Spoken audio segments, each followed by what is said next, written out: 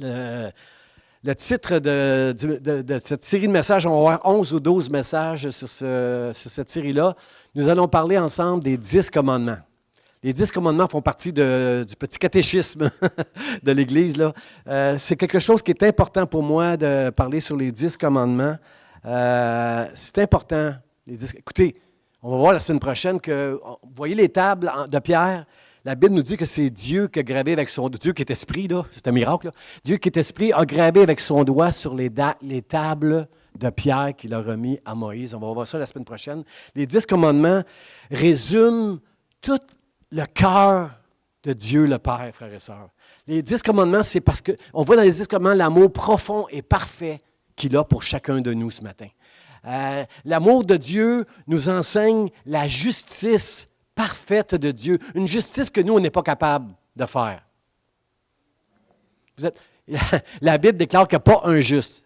Ici, ce matin, même si vous êtes bien habillé comme le pasteur Charlie, même si vous avez un beau sourire et la Bible en dessous du bras, vous n'êtes pas capable d'exercer la pleine justice. Et si vous suivez le pasteur tous les jours sur la route derrière sa voiture, vous allez voir que des fois, il m'arrive de dépasser un petit peu la limite de la vitesse, mais merci Seigneur que ma femme me rappelle, Pasteur Jean, tu as dépassé la limite là. Alors, est-ce que vous comprenez que les lois sont importantes, frères et sœurs?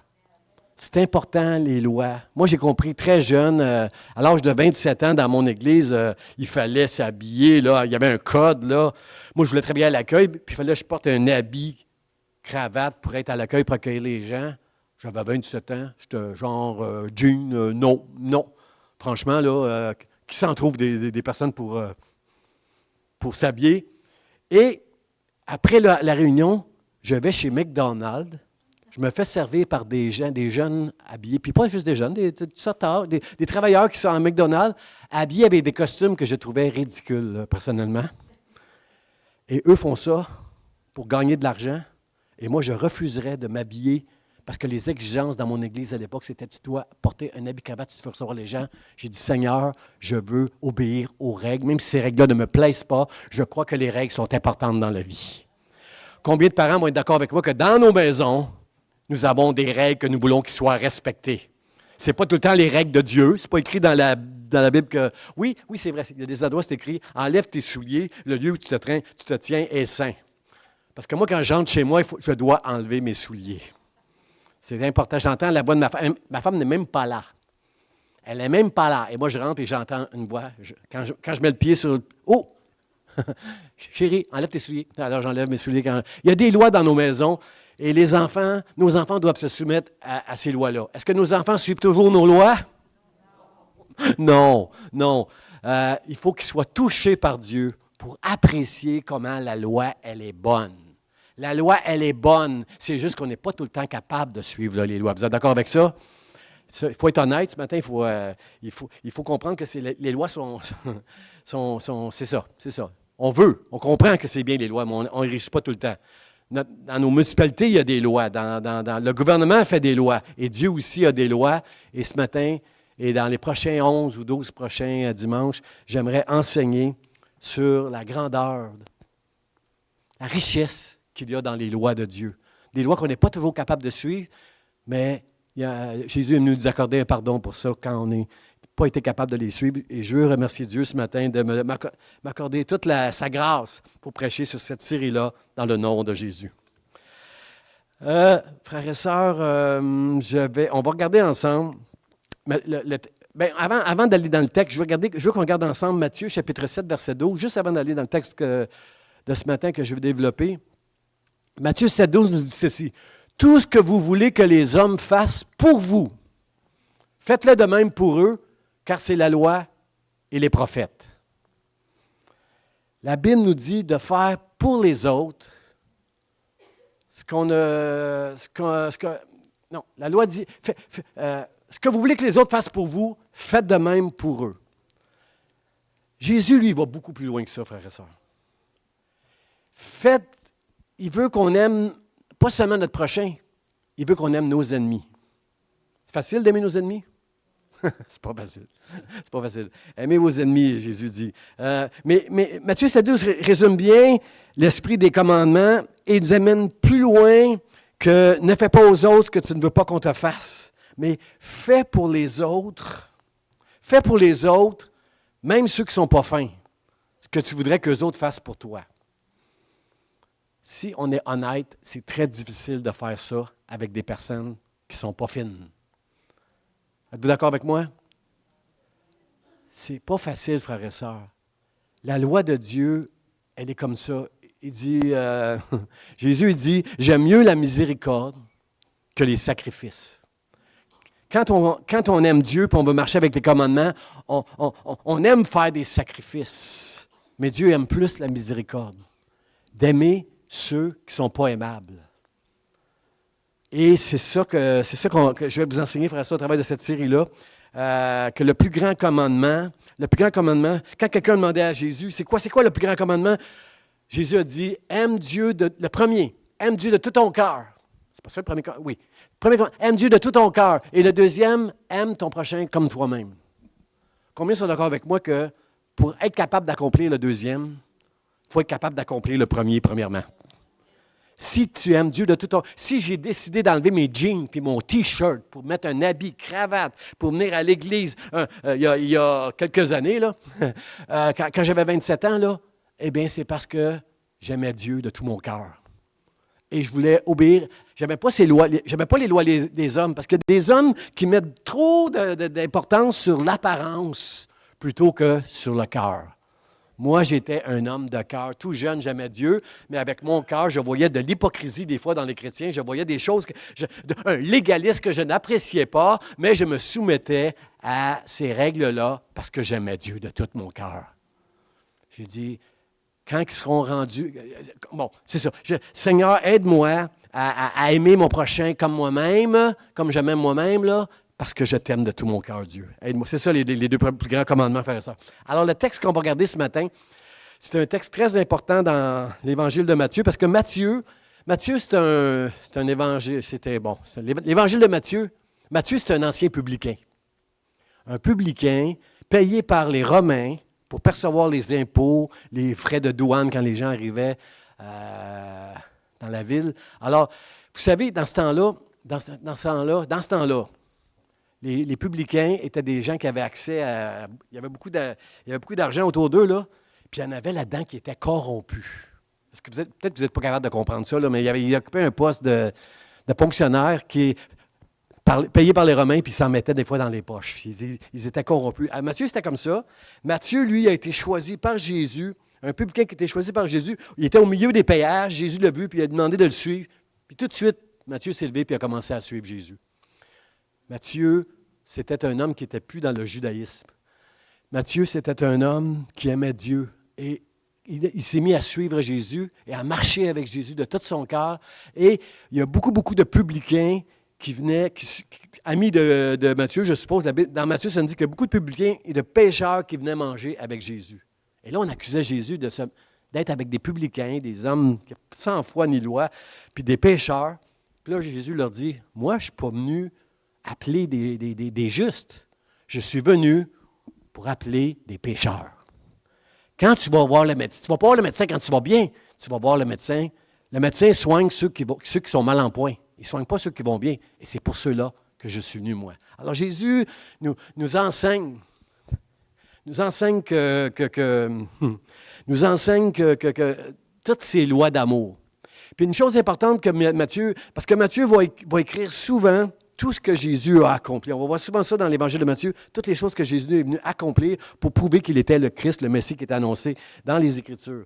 Matthieu, ici, Jésus va dire, « Ne croyez pas que je suis venu pour abolir la loi ou les prophètes. Je suis venu non pour abolir, mais pour accomplir la loi. » Parce que nous autres, on n'est pas capable d'accomplir la loi. Les 613 lois de l'Ancien Testament, on n'est pas capable d'accomplir ça, non. Mais Jésus, lui, qui était sans péché, a accompli la loi parfaitement pour que vous et moi, ce matin, on puisse paraître devant Dieu en disant, en chantant des chants comme « J'élève mes mains pures devant toi », pas que mes mains sont pures, mais par la grâce de Dieu, Jésus qui est mort sur la croix pour mes péchés et qui m'a pardonné, je peux me présenter devant Dieu. On peut se présenter devant Dieu puis le louer puis l'adorer ce matin. C'est pas vous, même si vous êtes beau, si vous êtes super bien habillé ce matin, c'est pas vous, mais c'est par la grâce de Dieu, de tout ce qu'il a accompli dans sa vie, dans sa mort, que ce matin, on peut dire, je suis un enfant de Dieu, moi. J'ai un peu de temps pour essayer de vous convaincre, là. Matthieu 5, 17, ça arrive après le sermon sur la montagne. Jésus commence son ministère. Il n'a pas encore été vraiment éprouvé par des... comme quoi qui déshonore la loi, qui brise la loi. Il n'a pas encore vraiment été éprouvé par les pharisiens. Il commence son ministère. En tout cas, dans le livre de Matthieu, là, chronologiquement, là, il commence son ministère. Puis il est sur... après le sermon sur la montagne, heureux l'homme, heureux ceux qui sont persécutés, et là, il arrive à ce passage-là où Jésus dit, je ne suis pas venu abolir la loi et les prophètes. Il sort ça comme ça, là. Juste avant ça, il dit, vous êtes la lumière du monde. Que votre lumière brille votre lumière brille parmi les hommes afin qu'ils voient vos bonnes œuvres et qu'ils glorifient le Seigneur. Jésus a été content du ministère, la banque alimentaire qu'on a ici toute la semaine à l'Église. Il a été content en disant qu'ils voient vos bonnes œuvres. Pourquoi vous faites ça? Pour la gloire de Dieu. Frères et sœurs, si on accomplit la loi dans nos vies, on ne l'accomplira pas tout le temps parfaitement, mais par la grâce de Dieu, avec l'aide de son Saint-Esprit, on va être capable de marcher avec les lois de Dieu. Pas à la lettre, mais l'esprit de la loi. C'est ça qui est important de comprendre dans cette série-là. Je vais vous enseigner qu'est-ce qu'il y a derrière la loi, qui vient du cœur de Dieu, pour qu'on puisse honorer et glorifier Dieu dans nos vies et marcher d'une manière digne qui honore le Seigneur. Tout le monde ici, je crois, vous voulez marcher d'une manière digne qui va honorer Dieu. Amen. Vous êtes avec moi? Vous êtes d'accord avec moi? Dieu va nous aider. Dieu va nous aider à faire ça. Alors, juste, il est en train de dire que vous êtes la lumière du monde. Juste avant de lâcher un message comme ça, avant de dire, ne croyez pas que je suis venu abolir. Je suis venu pour accomplir la loi. Seigneur, merci que c'est grâce à toi ce matin que je peux me présenter devant Dieu parce que je comprends que la loi est bonne. Mais en moi, dans ma chair, il arrive des moments où je n'arrive pas à marcher selon la loi, mais par ta grâce, dans ton amour, Dieu t'a envoyé Jésus-Christ pour qu'il puisse régler ce problème-là. Merci, merci, merci, mon Dieu. Alors, mon premier point ce matin, frères et sœurs, c'est est-ce qu'on peut abolir ce qui est bien et juste? On ne peut pas abolir quelque chose qui est bien et qui est juste. La loi est bonne. Dans nos maisons, la loi est bonne. Dans la Bible, la loi est bonne, frères et sœurs. Bon, si je vous dis au gouvernement, toutes les lois sont bonnes, j'aurais pas toutes des oui, mais on doit quand même obéir aux règles. Dieu nous dit que c'est lui qui a institué tous les paliers de ceux qui nous gouvernent, là, qu'on doit les respecter. On ne peut pas abolir ce qui est bien et juste. Jésus va dire, tant que le ciel et la terre ne passeront pas, il n'y a pas un iota, il n'y a pas un trait de lettre qui va disparaître de la parole de Dieu. Un iota, c'est la plus petite lettre de l'alphabet grec. C'est un trait de lettre, c'est les accents qu'on met là, pour changer la prononciation d'un mot. Là. Il n'y a rien, tout petit. Jésus va il va dire, celui qui va supprimer le plus petit des commandements, eh bien, il va être le plus petit dans le royaume de Dieu. Moi, je ne veux pas être le plus petit. Je sais que je suis le plus petit sur la planète Terre, mais je veux faire la volonté de Dieu. Loin de moi l'idée de supprimer un seul commandement, frères et sœurs. Mais par exemple, cette série de messages va vous aider à marcher de manière libre. On n'est plus sous la loi, on est sous la grâce. Mais quand on prêche sur la loi, frères et sœurs, il y a deux clans. Il y a le clan des légalistes qui sont là, qui vont te dire, tu es en train de briser la loi de Dieu. Et l'autre côté, il y a ceux qui, sous la grâce, parce que les autres, ils font toutes sortes de péchés, ils sont sous la grâce, puis ils se disent, ils trouvent un réconfort à continuer à pécher. Les deux ont tort, frères et sœurs. Moi, je veux me tenir au milieu. Moi, je veux faire la volonté de Dieu, mais je sais que quand j'arrive à obéir à Dieu, c'est pas moi, mais c'est Dieu en moi qui me permet d'obéir à la loi de Dieu et à glorifier le Père quand les hommes vont voir la manière que je marche devant Dieu. Ne prends pas la gloire qui appartient à Dieu, frères et sœurs. Ça l'a coûté trop cher à Dieu pour que Jésus puisse venir accomplir la loi pour nous. Puis les légalistes, ce qu'ils font, c'est qu'ils prennent la gloire qui appartient à Jésus et qui appartient à Dieu. Ils se glorifient à chaque fois qu'ils obéissent d'une manière ou d'une autre, qu'ils font des sacrifices d'une manière ou d'une autre. Ils se glorifient eux-mêmes, frères et sœurs, à Dieu seul toute la gloire. Tout ce que tu fais de bien, c'est par la grâce de Dieu. Ne pense jamais que tu es assez juste, toi, puis que tu es au-dessus des autres dans ta justice. Ne pense pas des choses comme ça, mon frère, ma sœur. Marcions, Marcion, pour les marcionites, là, dans 85 après Jésus-Christ. Marcion, il prêchait, lui, que Jésus était la fin de la loi, parce que quelque part, l'apôtre Paul dit ça, Christ est la fin de la loi. Il prêchait que c'était la fin de la loi. Lui, il avait rejeté tout l'Ancien Testament, Marcion. Marcion a été excommunié par l'Église. Il est excommunié, il est devenu anathème, qui veut dire, si on regarde ce que ça veut dire, ce mot-là, anathème, ça veut dire condamné sévèrement par l'Église. Il a été excommunié parce qu'il disait que l'Ancien Testament, c'est plus bon, la loi, c'est plus bon, on est sous la grâce, puis bon, il encourageait des gens dans toutes sortes de péchés à ce moment-là. Alors, il a été excommunié. Frères et sœurs, en tant que pasteur, ce que je peux vous dire, que je suis très inquiet aujourd'hui, quand je vais sur Internet, j'entends toutes sortes de choses. Il y a plein de gens qui ont une tribune pour prêcher l'Évangile, mais ils ne sont redevables à personne. Il n'y a plus personne dans notre génération sur Internet qui peut être anathème, qu'on peut reprocher de dire ce qu'il dit, parce qu'il parle avec sa Bible dans les mains en disant « Alléluia, gloire à Jésus », mais il nous dit des choses qui sont contre Dieu. Alors, aujourd'hui, je suis inquiet de voir qu'il y a beaucoup de gens qui devraient être anathèmes, mais qui ne le sont pas. Quand Paul dit « Christ est la fin de la loi », il nous dit qu'on n'est plus sous la loi, mais on est sous la grâce de Dieu parce que Jésus a accompli toute la loi pour nous. Ça, c'est ça la bonne nouvelle, frères et sœurs. C'est pas qu'il n'y a plus de loi, ça n'existe plus la loi. C'est juste que Dieu, dans sa grâce, a envoyé Jésus pour accomplir la loi. La grâce n'est jamais une excuse pour qu'on puisse pécher. Nous péchons chaque jour. Mais grâce soit rendue à Jésus-Christ, qui est mort pour mes péchés, frères et sœurs. L'apôtre Paul a compris ça. L'apôtre Paul, il dit, la loi est bonne, dans mon entendement, là, dans l'homme intérieur, l'homme nouveau que je suis, qui a la foi, qui a été sauvé, converti à Dieu. J'ai confessé mes péchés. L'apôtre Paul a confessé ses péchés. Il s'est fait baptiser. Il a commencé à marcher avec Dieu. Et rempli du Saint-Esprit, il enseignait, il était un apôtre qui a toutes sortes d'églises qu'il a évangélisées. L'apôtre Paul dit, la loi est bonne, je comprends la loi dans mon entendement, mais dans ma chair, en moi, là, il y a une autre loi qui lutte contre la loi de Dieu.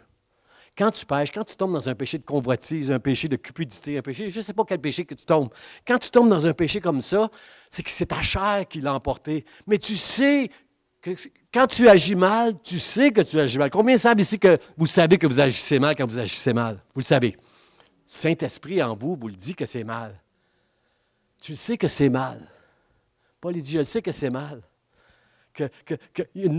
Moi, je le sais que la loi est bonne, puis il y a une autre loi à l'intérieur de moi, j'arrive pas. Avant, j'étais un pharisien, j'essayais de marcher avec la loi, et là, je comprends que dans ma chair, je n'arrive juste pas. Qui va me délivrer? Qui va me délivrer? Grâce soit rendue à Jésus-Christ. C'est lui. Dieu a envoyé Jésus pour que je sois délivré de tout le jugement qui vient. Parce que la Bible est claire, maudit celui qui n'obéit pas à toute la loi. Quand tu es un légaliste, qui se place sous la loi, qui se vante que tu marches avec Dieu, puis que tu écoutes toutes les lois, toi. Quand tu es là, ben pauvre toi, parce que la Bible dit, maudit celui qui n'observe pas toute la loi. Ou tu observes les 613 commandements, ou tu te places sous la grâce de Dieu en disant, merci Seigneur d'avoir envoyé Jésus, c'est grâce à lui que je peux me présenter devant toi. Ce n'est pas mes sacrifices, ce n'est pas parce que je viens à l'Église que je prie, que j'aime Dieu, c'est par la grâce de Dieu au travers de Jésus-Christ. Merci Seigneur, c'est juste pour ça. Êtes-vous d'accord? Le seul qui pouvait l'accomplir, frères et sœurs, le seul qui pouvait l'accomplir, c'est Jésus. C'est Jésus, mon deuxième point. Jésus est venu accomplir la justice et les exigences de la loi. Quand Jésus dit à la croix, tout est accompli. Tout est accompli. Ils veulent le faire mourir. Ils l'accusent. Ils l'accusent. À un moment donné, ils veulent faire mourir Jésus, ils l'accusent de toutes sortes de trucs. Puis Jésus dit, qui de vous me convaincra de péché? C'était impossible. Il dit, vous autres, vous êtes d'en bas du monde. Moi, je suis d'en haut. Et moi, j'ai fait la volonté de mon Père. Alors, il l'accusait. Mais tout est accompli, c'est un mot. Quand Jésus dit, je suis venu non pour abolir, mais pour accomplir la loi, c'est une chose extraordinaire que Matthieu nous parle souvent. Si vous lisez les 2 premiers chapitres de Matthieu, vous allez voir que souvent Matthieu va montrer un passage en disant que Jésus est venu l'accomplir. Par exemple, quand Jésus est né. Premièrement, le premier chapitre 1, verset 1 de Matthieu, Jésus-Christ, fils de David, fils d'Abraham. Dans la généalogie, il saute de David à Abraham. Jésus, fils de David, fils d'Abraham, pour montrer que les lois, les prophéties de l'Ancien Testament s'appliquent à Jésus-Christ. Quand il parle d'une vierge, que Jésus est né d'une vierge, il fait référence à Ésaïe, je crois que c'est Ésaïe 7, verset 21. Et partout, Matthieu va nous montrer que les lois ont été accomplies par Jésus. Alors, quand il dit « tout est accompli », c'est qu'il est venu accomplir pour moi et pour toi ce que nous, on n'était pas capable de faire. Et c'est important de le comprendre, ça. C'est important de comprendre ça, frères et sœurs, parce qu'on aime ça dans notre humanité, se glorifier de nos efforts. Quand on fait des bonnes choses, quand on fait des efforts, on aime ça, en prendre la gloire. Mais la gloire appartient à Dieu seul. Les légalistes aiment juger, être des moralisateurs envers les pécheurs. Puis les pécheurs, parfois, ils vont trop loin sous la grâce en se justifiant dans leur péché. C'est pas ça. C'est pas ça. Jésus est venu pour qu'on puisse marcher par sa grâce de Dieu avec la loi de Dieu. Quand le psalmiste dit « J'aime tes lois », plus que tu vas apprendre à aimer la loi de Dieu, plus que tu vas être capable de marcher dans la liberté et honorer Dieu par la grâce de Dieu. C'est pas simple de comprendre tout ça, frères et sœurs, mais on va le comprendre. C'est jamais par nos efforts, frères et sœurs. Si on glorifie nos efforts, on est dans le champ, là. Chaque fois que tu obéis à la loi, bravo, mais c'est par la grâce de Dieu. C'est seulement par la foi que tu peux être agréable à Dieu. Pour les Juifs, puis même les musulmans pensent comme ça aussi. Pour les Juifs et les musulmans, là, il y a comme une balance quelque part.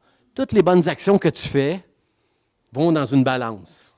Puis ce que tu espères à la fin des temps, c'est que quand tu vas passer au jugement, c'est que ta balance soit pesante. Là. Tous les sacrifices que tu as faits, les bonnes œuvres que tu as faites, soient plus grandes que tous les trucs que tu n'as pas faits.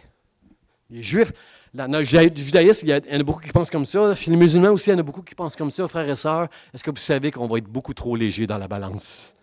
Si on se présente devant Dieu sur la base de « j'ai fait ci, Seigneur, j'étais à l'église, moi, tous les dimanches, j'étais à l'église. » Seigneur, j'ai fait des sacrifices dans ma vie, j'ai fait ci, j'ai fait ça. Comprenez-vous qu'on va être trop léger si on va devant Dieu sur la base de nos sacrifices, mais la seule base sur laquelle on peut se présenter devant Dieu à la fin des temps, si j'ai l'assurance que je suis sauvé pour l'éternité, que Dieu m'aime, c'est à cause qu'il m'a donné la foi que tout ce que Jésus a accompli dans sa vie et par sa mort me donne le nom, le statut d'enfant de Dieu. Je suis un enfant de Dieu parce que je crois que Dieu m'aime et qu'il a tout réglé à la croix au travers de Jésus pour moi. Et ça, c'est très important. C'est très important, frères et sœurs. Regardez Romains, chapitre 8, verset 3, nous informe, nous instruit pourquoi on n'est pas capable nous-mêmes. Là. Romains 8, 3 nous dit « Chose impossible à la loi ». Quelqu'un dit « impossible » ici ce matin. « Chose impossible à la loi, parce que la chair la rendait sans force. Dieu a condamné le péché dans la chair en envoyant, à cause du péché, son propre Fils dans une chair semblable à celle du péché. » Jésus, ça c'est tout le paradoxe qu'il y a avec Jésus, frères et sœurs. Jésus, c'est le Fils de Dieu. Il n'a jamais cessé d'être le Fils de Dieu, mais il est venu dans un corps de chair, comme vous et moi. Il a épousé l'humanité. Parce que lui qui était sans péché lorsqu'il est mort, la justice, sa justice, Dieu a vu que Jésus a vécu sans péché toutes ces années. Alors, la justice qui était en Jésus-Christ, le Fils de Dieu, elle a été transférée sur moi et sur toi. C'est ça la bonne nouvelle, frères et sœurs, ce matin. Ce n'est pas ma justice, ma propre justice. À chaque fois qu'on fait quelque chose de bien, on aimerait ça avoir une tribune pour que le monde entier fasse la belle chose qu'on a fait. Mais c'est ce que Jésus a accompli qui est la bonne nouvelle, frères et sœurs. Ce que Jésus a fait pour moi, et la justice qui était sur Jésus, elle a été donnée à moi, Seigneur. Seigneur, merci. Seigneur, merci pour Jésus-Christ. Dans le psaume 27, au verset 10, ça dit « Mon père et ma mère m'abandonnent. » C'est un passage qui est assez fort. Matthieu nous rapporte une seule parole. Jésus a dit plusieurs paroles sur la croix, mais Matthieu va nous rapporter une seule parole, et c'est cette parole-là. C'est un cri, ça nous dit dans Matthieu que c'est avec une voix forte qu'il a dit ça. Mon père, pourquoi... il a dit en araméen, Élie, Élie, là-bas, lama sabachthani. Mon Père, pourquoi m'as-tu abandonné? Pourquoi m'as-tu abandonné? Il fait référence encore à l'accomplissement de cette prophétie très prophétique dans le psaume 27 qui disait « Mon père et ma mère m'abandonnent, mais l'Éternel me recueillera. » Dans le psaume 22, ça dit « Mon Dieu, pourquoi m'as-tu abandonné? » C'est prophétique, c'est comme Jésus à la croix. Là. « Mon Dieu, pourquoi m'as-tu abandonné? Et toi, t'éloignes-tu sans me secourir? » Combien on a cette impression-là, frères et sœurs, quand tout va mal dans notre vie, que Dieu s'est éloigné de nous, qu'il n'est pas là pour nous secourir. Mais ce n'est pas vrai, c'est pas vrai. Parce que pour Jésus, c'est vrai.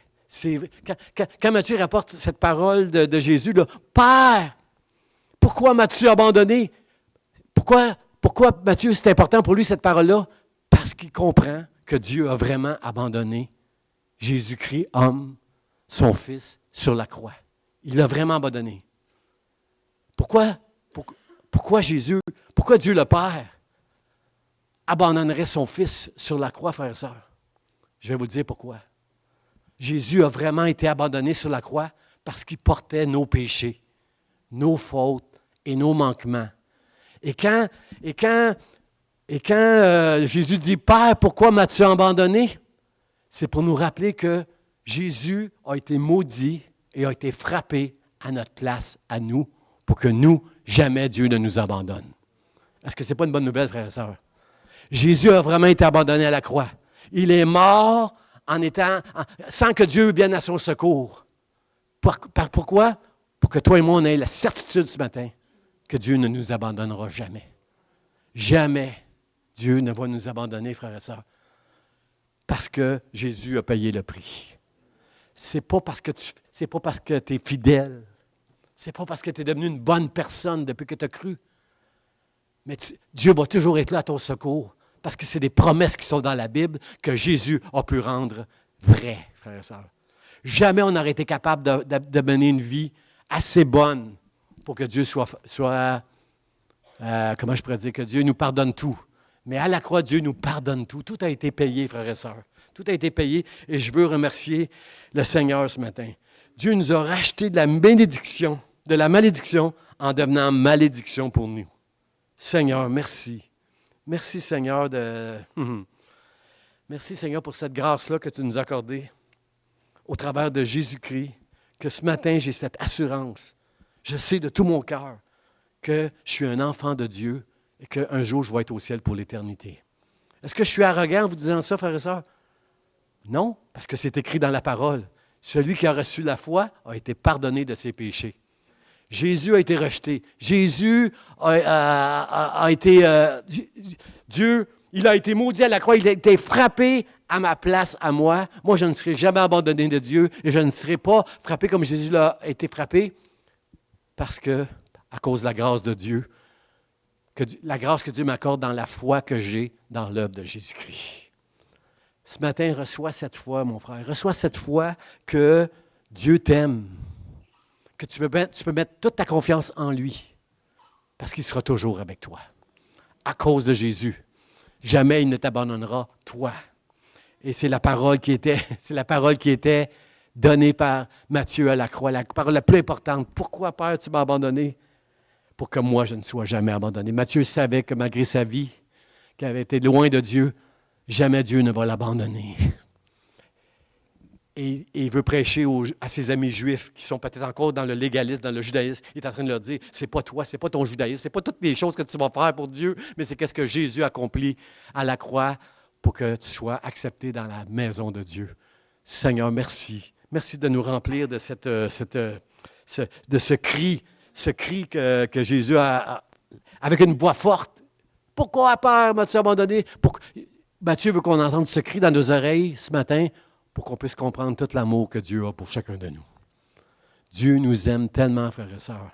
Quand on regarde, j'ai de la difficulté des fois à regarder la croix, de voir un Jésus qui souffre, qui est dans la douleur.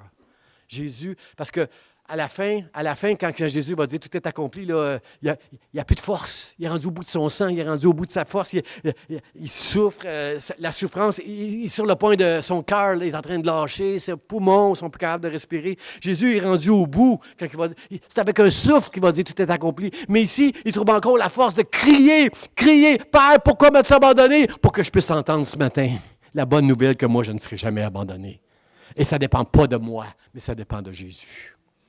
Seigneur, remplis-nous de cet amour ce matin. Remplis-nous de cet amour, de cette compréhension de ton amour que Jésus nous a témoigné à la croix. Aide-nous, Seigneur. Mon mot de la fin, frères et sœurs, c'est quand Jésus a dit, dans un dernier souffle, « Tout est accompli ». Combien sont d'accord avec moi qu'il reste encore des prophéties dans la Bible qui ne sont pas accomplies, qui concernent la fin des temps? Mais la bonne nouvelle, c'est que concernant notre salut, concernant notre statut d'enfant de Dieu, tout a été accompli par la vie et la mort et la résurrection de Jésus-Christ. Tout est accompli, frères et sœurs. Tu n'as rien à faire pour plaire à Dieu autre qu'avoir la foi que Jésus a tout accompli à la croix. Mais comme dirait, c'est Kevin DeYoung, je crois, qui dit ça dans son livre. Kevin DeYoung dit, c'est pas, comment je dirais ça? Comment il dit ça? Je n'essaie pas de plaire à Dieu quand j'obéis à la loi. J'obéis, j'ai une force et une grâce pour obéir à la loi à cause que je comprends maintenant que la loi a été toute accomplie par Jésus. Je sais que moi, je ne serais jamais capable d'accomplir toute la loi, de ne jamais commettre de péché. Merci chérie de ne pas dire amen. Je suis content que je ne serais pas capable de ne jamais faire de péché. Je suis conscient de ça. Mais je sais que Jésus a tout accompli devant Dieu. Je sais que ma vie, ta vie à toi, même si tu n'es pas rendu, même si tu n'as pas tout compris encore ce que Jésus a pu faire pour toi, ta vie maintenant, pour toi, Jésus a tout accompli. Seigneur, merci de faire résonner ces paroles-là à mes oreilles, Seigneur. La dernière parole que Jésus a dit à la croix, c'est « J'ai soif », encore pour accomplir une prophétie qui était dans les psaumes. « J'ai soif » et on lui a donné du vinaigre à boire. Et c'est là que Jésus, après, jusqu'à la fin, Matthieu nous montre que Jésus a accompli la loi. Et à la fin, il dit, tout est accompli. Tout est accompli. Toutes les prophéties qui concernaient le salut ont été accomplies. Jésus, en grec, dans la Bible en grec, ça dit, parce que la première portion de Bible a été traduite dans le grec, ça dit, tétélestai.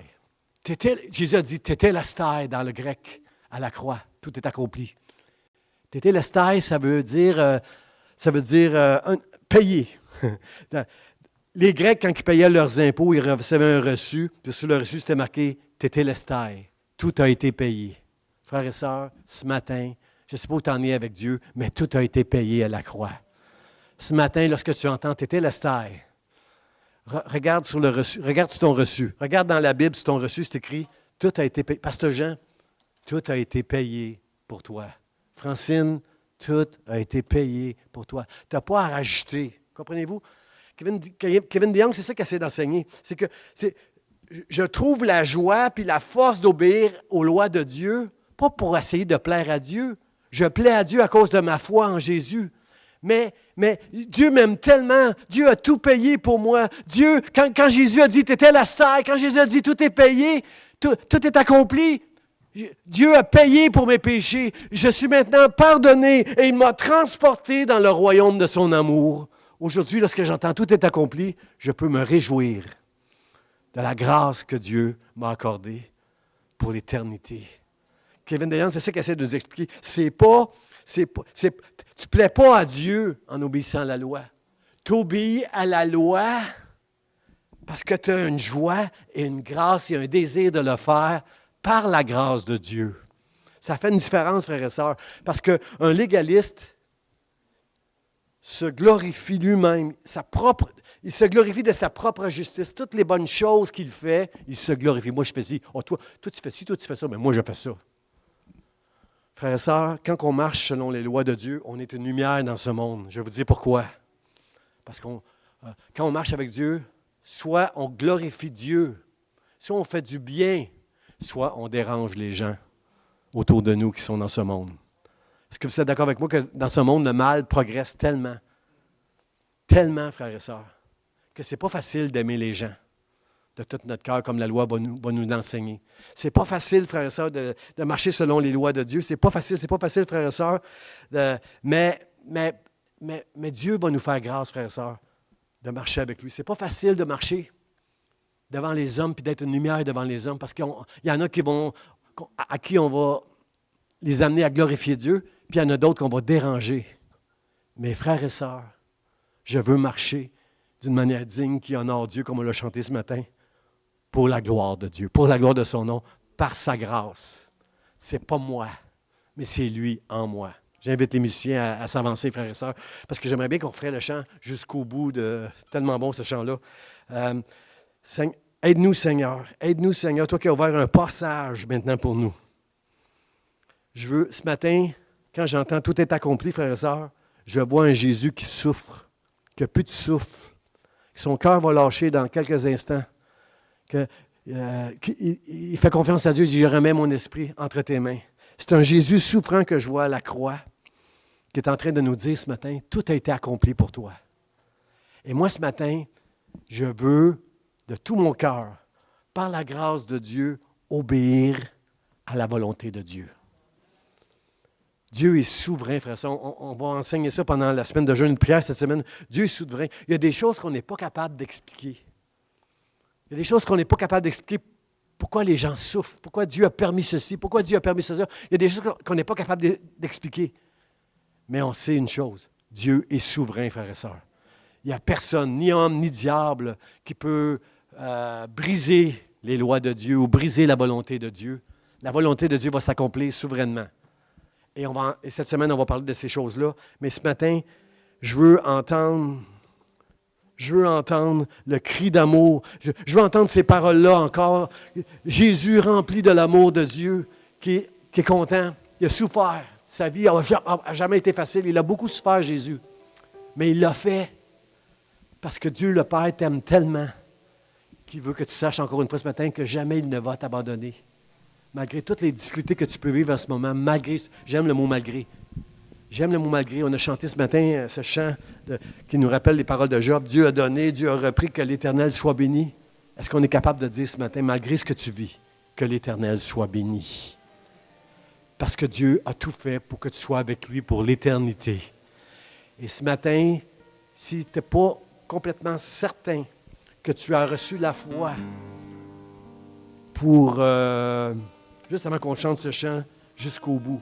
Si tu n'es pas certain que tu as reçu cette foi, que Dieu t'aime malgré tout, ce matin, je vous invite à vous lever. J'aimerais que là, à votre place, pendant qu'on va chanter ce chant jusqu'au bout, j'aimerais que tu dises à Dieu, Seigneur, donne-moi cette foi. Donne-moi cette foi pour que je reconnaisse que je suis un pécheur. Moi, je ne pourrai jamais m'approcher de toi. Mais donne-moi cette foi que Jésus a tout accompli à la croix pour moi, pour que je sois avec toi pour l'éternité. Dans le nom de Jésus. Faites cette prière-là devant Dieu et Dieu va vous donner cette foi. C'est gratuit.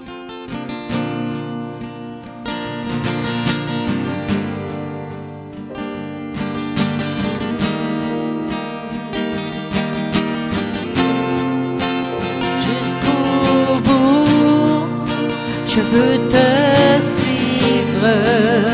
Jusqu'au bout, je veux te suivre. Jusqu'au bout, Je veux te suivre. jusqu'au bout, Je veux te suivre. tu m'as donné le goût de vie, la force de continuer. Je sais que maintenant je suis libre. Je veux le raconter. Je sais que sans toi je suis vide. Rien ne peut me combler ces illusions de mon mari. Je veux m'en détourner, sachant que tu es là. Je m'appuie sur tes promesses jusqu'au bout. Je veux te suivre jusqu'au bout. Je veux te suivre jusqu'au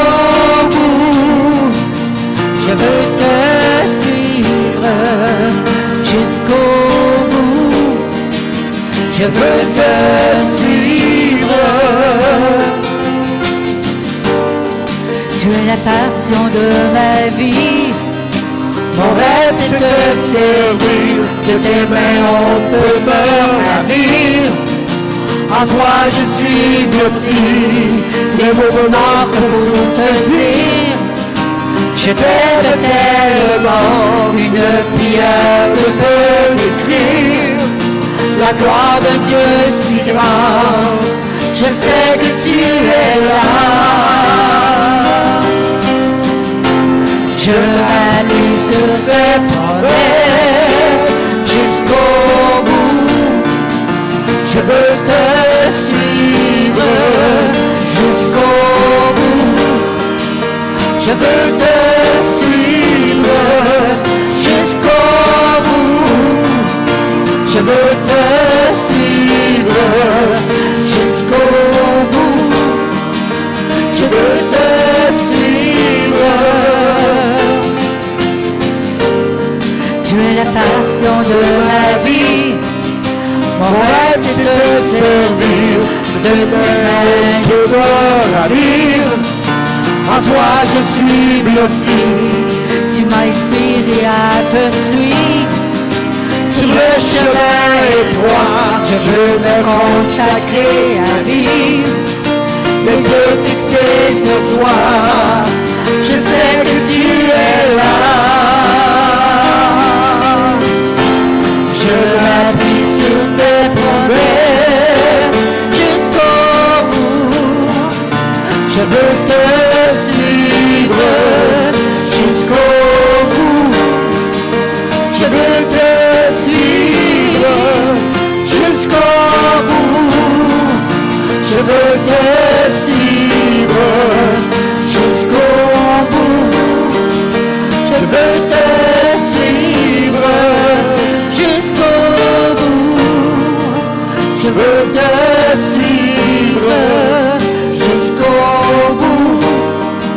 Je veux te suivre jusqu'au bout.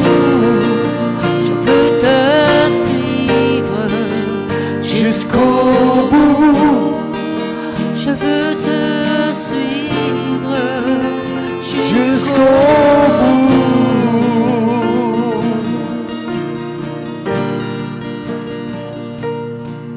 Amen. Amen. Qui peut comprendre l'amour de Dieu, frères et sœurs? Dans son humanité, Jésus est mort sur une croix pour nous.